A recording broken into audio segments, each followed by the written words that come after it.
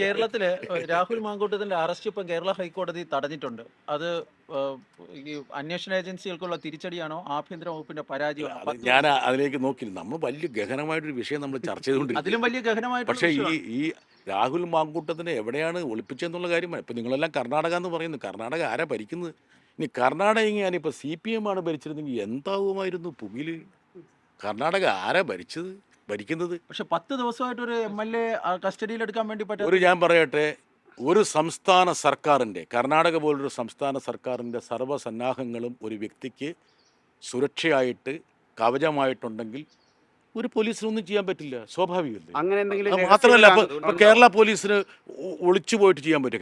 Kerala police ഒരാളെ വേറൊരു അതിർത്തി കടന്ന് പോകുന്നുണ്ടെങ്കിൽ സാധാരണ ഇതിൽ സുപ്രീം കോടതി നിർദ്ദേശം എന്താ? ബാലഗോപാല തനിക്കറിയില്ലടൂ, നീ സുപ്രീം കോടതി പോകുന്നല്ലേ.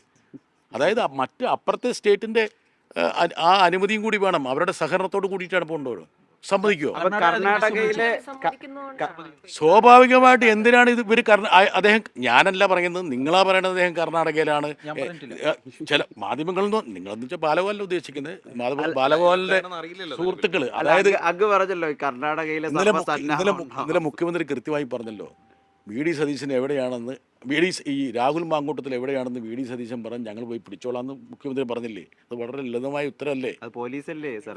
അല്ല, എന്ന് വെച്ചാൽ ഞങ്ങൾ ഇപ്പൊ അമേരിക്കയിലുള്ള ആളെ, ഞാനൊരു സെക്കൻഡ് ഒരു സെക്കൻഡ്, ഒരു ക്രിമിനൽ പ്രതിപക്ഷ നേതാവിന്റെയും സഹപ്രവർത്തകരുടെയും അധ്യക്ഷതയിലുള്ള ഒരു സംസ്ഥാനമാണ് കർണാടക. KC വേണുഗോപാൽ നേരിട്ട് ഇടപെടുന്നൊരു സംസ്ഥാനമാണ്. ഒരുപക്ഷെ പരോക്ഷമായിട്ട് ആ സംസ്ഥാനത്തിന്റെ മുഖ്യമന്ത്രി എന്ന് പറയുന്നത് KC വേണുഗോപാലല്ലേ? കർണാടകയിൽ ഉണ്ട് എന്നുള്ള നിങ്ങളുടെ വാർത്തകളെ ഞാൻ വിശ്വസിച്ചുകൊണ്ട് പറയാണ്.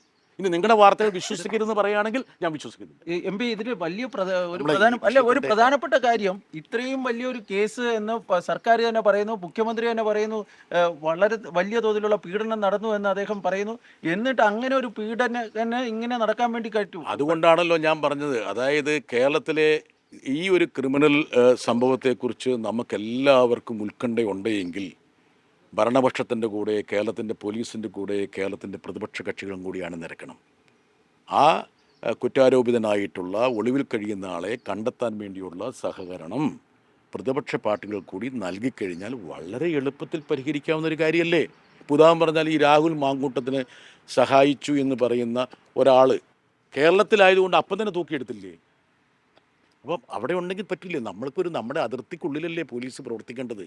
ഈ നിയമപരമായ കാര്യങ്ങളെക്കുറിച്ചൊക്കെ നല്ല ധാരണയുള്ള ആളിലോട് ബാലഗോപാല നീ എന്നിട്ട് നീ ഇങ്ങനെ ചോദിക്കാൻ പാടുണ്ടോ? അപ്പം ശരി, ഇതിലെ ഈ അതിദാരിദ്ര്യ നിർമ്മാർജ്ജന പദ്ധതി അല്ല. പക്ഷെ ഒരു കാര്യം ശ്രദ്ധിക്കണം, ഞാൻ കോൺഗ്രസ്സുകാരെല്ലാവരും ഈ കാര്യത്തിൽ ഭയങ്കര നിഷേധാത്മകമായ സമീപനം സ്വീകരിക്കുന്നു പറയില്ല.